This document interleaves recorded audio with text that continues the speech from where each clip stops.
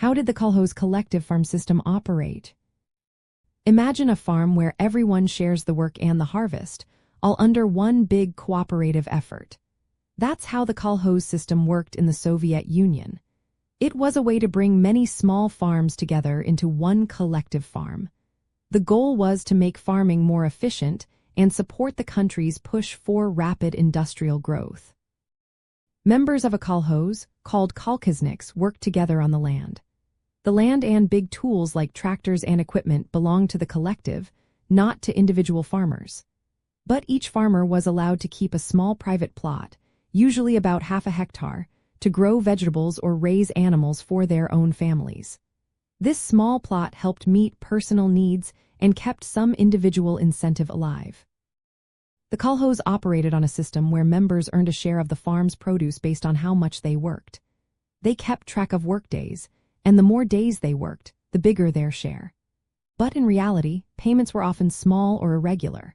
Many kolkhozes paid little or no cash wages and only gave out small amounts of grain as compensation. The farm was required to deliver a large part of its harvest, especially grain, to the government at low, fixed prices.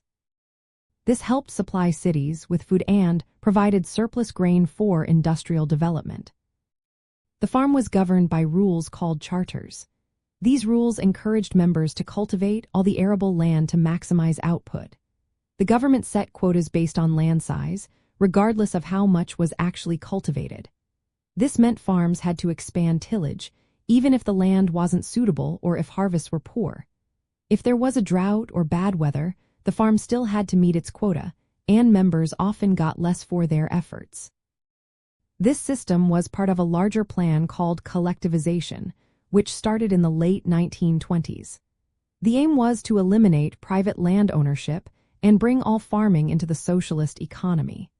The idea was to make farming more efficient, allow the government to plan food production centrally, and gather surplus to fund industrial growth. From the communist view, the kolkhoz was a step toward building a socialist society. It was meant to reduce the power of wealthy peasants called kulaks, promote collective ownership, and align rural work with the needs of the whole country. Instead of many small farms working separately, the system created large cooperative farms where everyone worked together for shared benefits. Of course, the process wasn't easy. Many farmers resisted or faced harsh penalties if they tried to keep some grain for themselves or refused to join. Forced consolidation and pressure made some farms struggle, but the kolkhoz became a central part of Soviet agricultural policy. It aimed to modernize farming, support industrialization, and embody the idea of collective work and shared prosperity.